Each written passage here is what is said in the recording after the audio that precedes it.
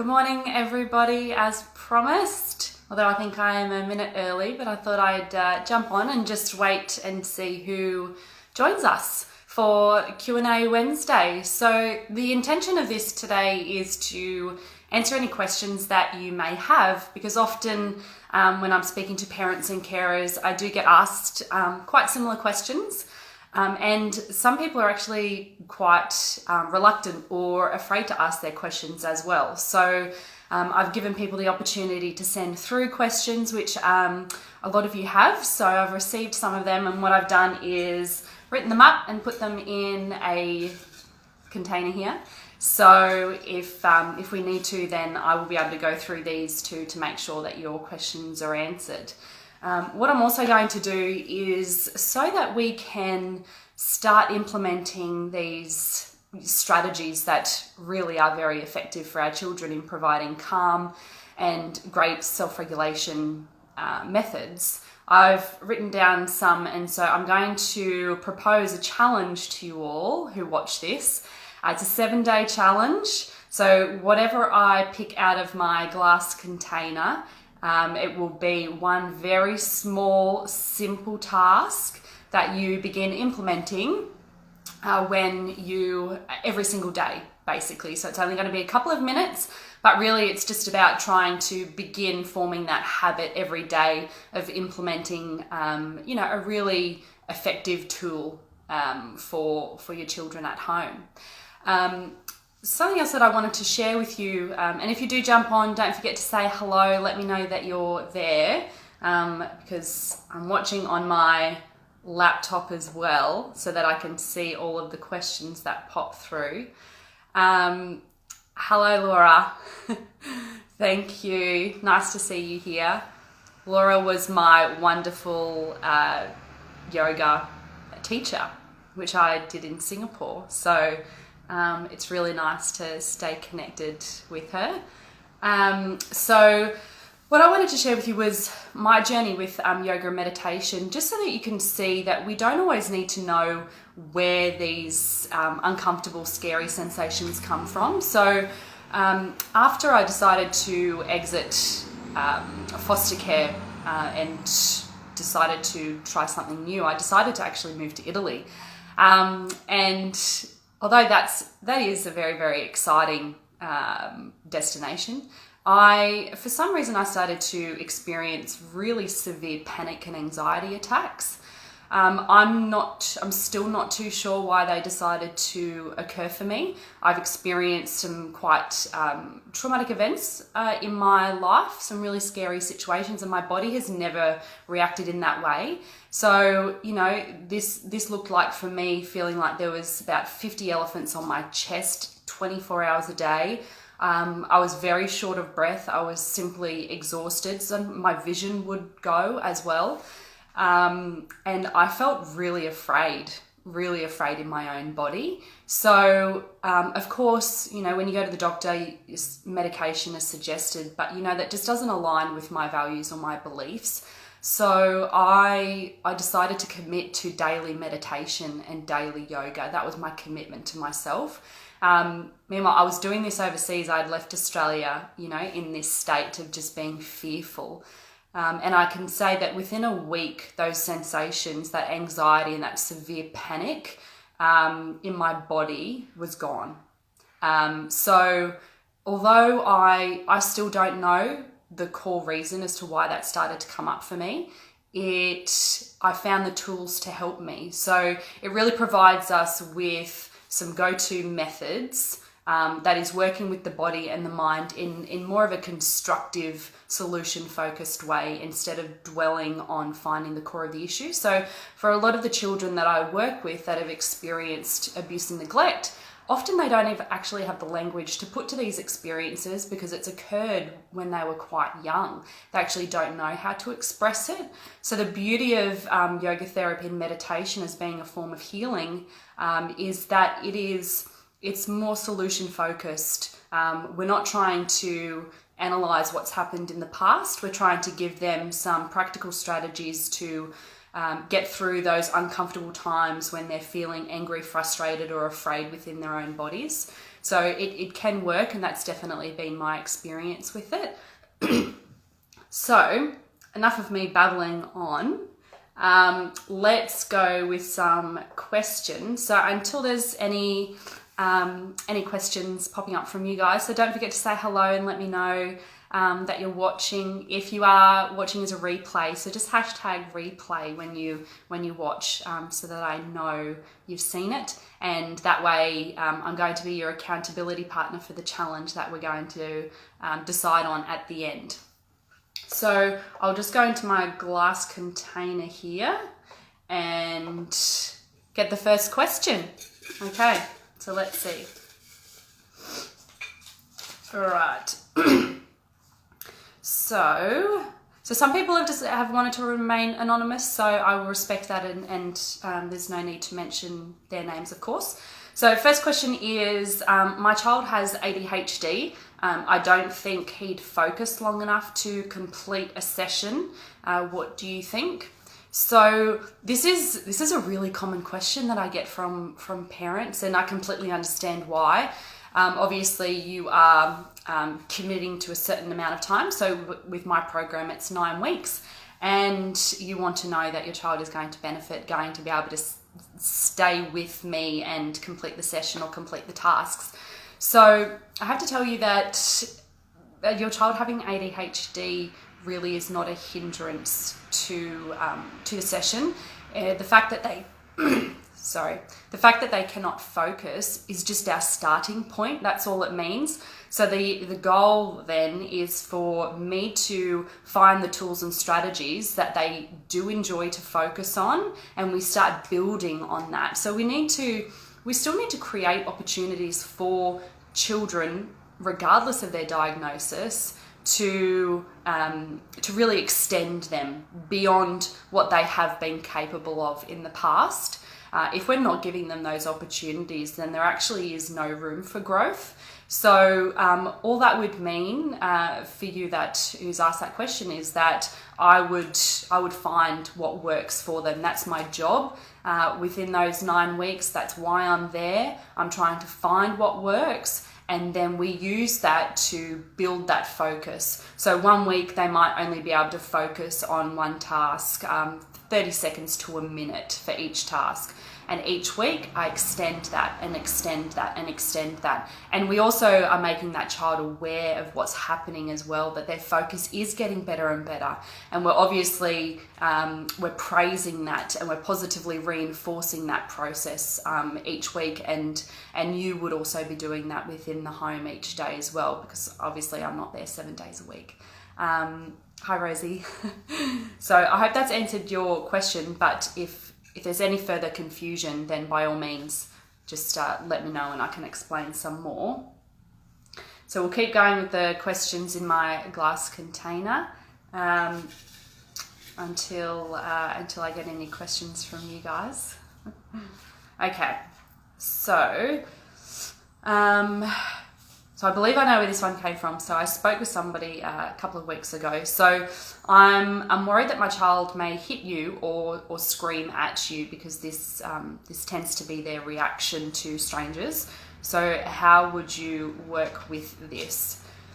So these types of behaviours do not concern me in the slightest, or intimidate me in any way, or make me hesitant to work with a child that may display these types of behaviours.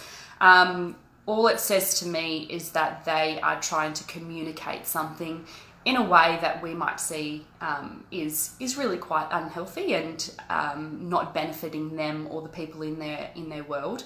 So that would just mean that I need to figure out what they're trying to communicate. Why are they constantly showing frustration in those ways instead of other ways? And that just means one of the goals in that 9-week program for us, you know, as the child and me working with them, and you as the carer or parent, we're working to teach them and give them access to different strategies that help them reach that place of calm instead of feeling the need to hit somebody or throw something in the room or scream. Okay, so that's really what we would be doing. And essentially, that's what I'm doing in a lot of my sessions, is really trying to find those methods that help a child self-regulate without resorting to explosions, which can often happen, especially when we've got children with really complex needs and delayed brain development or disturbed brain development due to trauma. So we'll go a couple more, I think. All right, so we've got what packages do you offer, and how do I know if my child would benefit? So the packages that Kids Yoga Therapy offers, there's a couple of them. So three main ones. So the first one is the one-on-one program, and that is where I enter your home. And so I come to you same day, same time every week. And I'm spending up to an hour with the child, depending on their age and how long they can focus for. It also means that you have access to me within your home, so you get a chance to ask me any questions or talk to me about any issues or concerns that you've had with that child. I get to observe the dynamic within your home, so it gives me a great opportunity to see if I can figure out little tweaks that you might be able to make as a family to help support this child in changing and altering their behaviours. So that's a 9-week program, and the goal within that 9-week program is for me to understand what you and the child wish to achieve, and find what works. And then I am teaching you and educating you on how to continue that process after that 9-week period, so after I've left your home, because 9 weeks is not going to solve every issue or concern that you have, so it needs to be a consistent process after I've left also. So that's the one-on-one program. You also get access to me via email if needed, and then all sessions are determined on what's going on for your child, so it's very individualized. The other program is a group program, so for the NGOs and schools, that's who benefit from this package.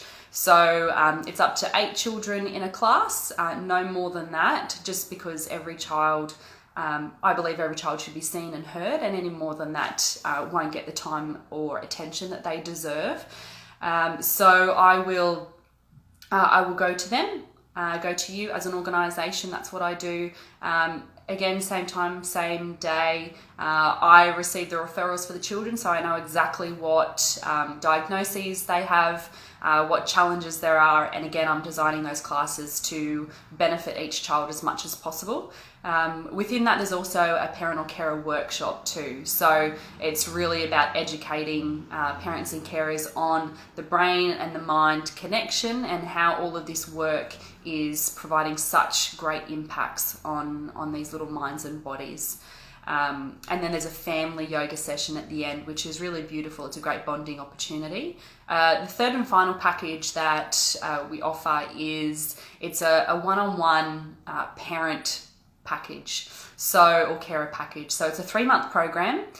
Reason that it's 3 months is because if you've ever tried to implement a different habit in your life, it's actually very, very difficult. And on average, it takes about 66 days to turn that into a habit. So turn a new activity, a new behavior into a habit takes on average 66 days. It also takes, for some people, a lot of accountability as well. So if there's anything in your life that is really just, it's stopping you in every aspect of your world, and it's affecting your parenting, and it's affecting your relationship with your child, and you're seeing those behaviours in your child that you don't wish to see. Some parents that I've worked with, they suffer from severe anxiety and depression, and they're really trying to work through that because it is affecting their parenting. It might be that you are constantly triggered by your child, so parenting can be quite a triggering role. Actually, it is the most triggering role.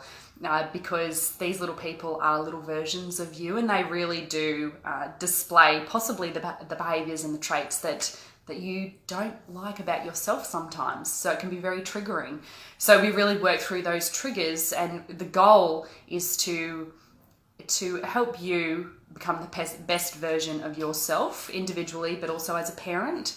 To have that support weekly and have that accountability weekly as well, and turn any positive behaviours into habits. So it's about creating harmony within that home that most people desperately want. So they're the packages. I hope that was very clear. So Rosie has asked a question there. How do you do this? Looking after each child's behavioural challenges in a group, or is this one-on-one? So in a group, it can be quite challenging compared to working one-on-one. One-on-one sessions are incredibly powerful, and children respond and engage at a much higher level because they're getting my attention, and I'm able to praise and see each little positive thing that they do, really, and children thrive on that. That's what they want. So one-on-one, I wouldn't say it's more simple, but it's a lot easier to engage with that child. The group sessions, how do I look after each behavioural challenge? It is a challenge, but my goal is to still connect with each child before a session begins and after a session ends. So as long as I'm building that rapport and connection with each child on an individual basis, then they are more likely to engage with me in a group setting and not get lost in their own little world. So it really is about connection. If we don't have a connection with a child, then they're not going to listen to us. So that really is the priority when it comes to working with children. So I'd say, Rosie, that's probably the main thing that I concentrate on. If I find that a child is not engaging with me at a level that I would like, then I'm questioning the connection that I've created, and I'm questioning how I'm relating or communicating with that child, because it comes back to me. It's not the child's responsibility or fault or issue or problem. It comes back to me and the environment that I'm creating. So I will always try and reflect on what I am creating for that child. So I hope that gives some clarity there. So I will probably we'll answer one more question. Hi, Ahmed. So I'll ask one more question, answer one more question, and then we will choose the challenge activity that all of you will participate in with me for a week. And we'll see what the outcomes of that are, because I know that it will be very positive for you and your child. Okay, so this last question is, my child doesn't have special needs or have been affected by trauma. Can they still benefit from yoga and meditation? The answer is a big, big yes. Huge yes. So regardless of what childhood your child has had, regardless of the experiences, regardless of your child's age, yoga and meditation is a really powerful, it's based on powerful philosophies, and it's also based on powerful strategies. So there's a reason why every corner now has a yoga and meditation studio for adults.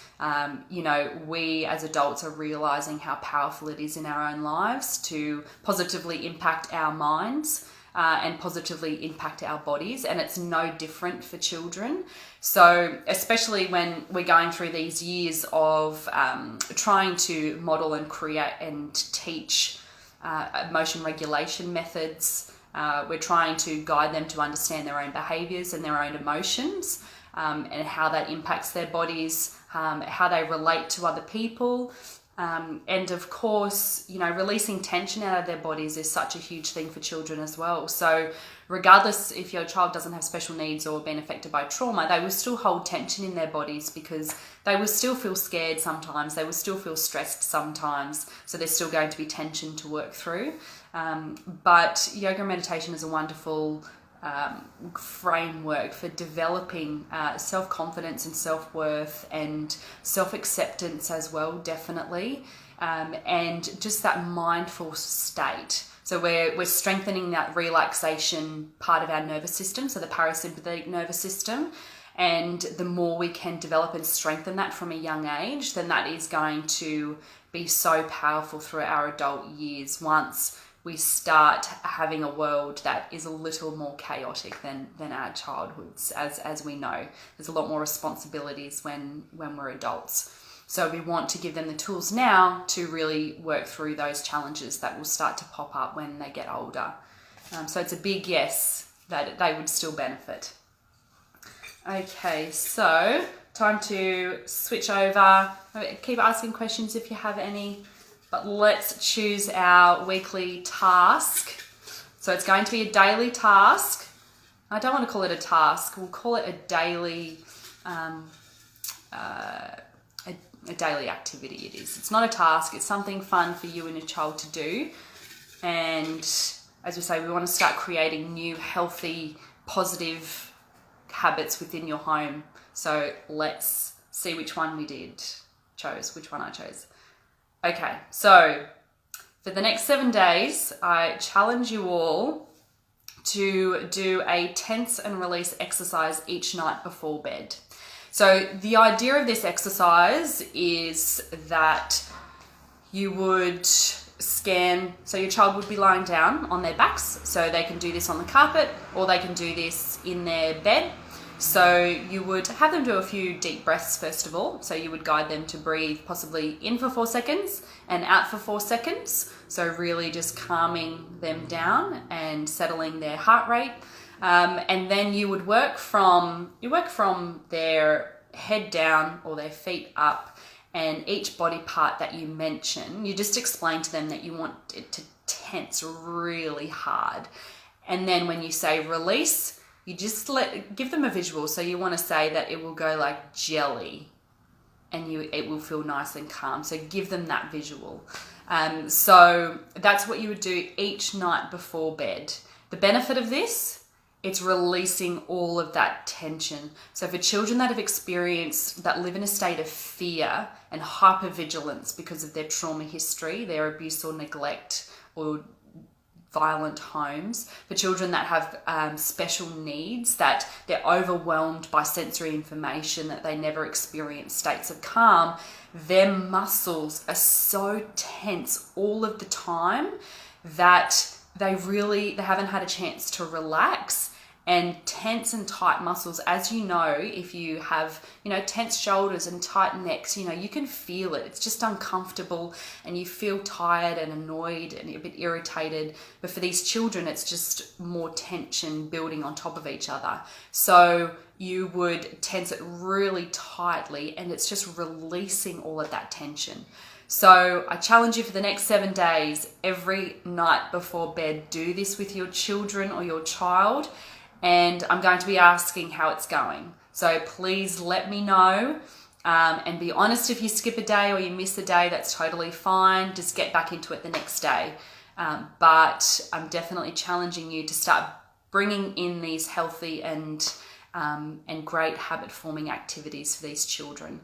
So I hope these questions have been beneficial for you. And I look forward to hearing how the 7-day challenge goes, and I'll make sure that I organise another Q&A day very I So keep sending the questions through and I will answer them.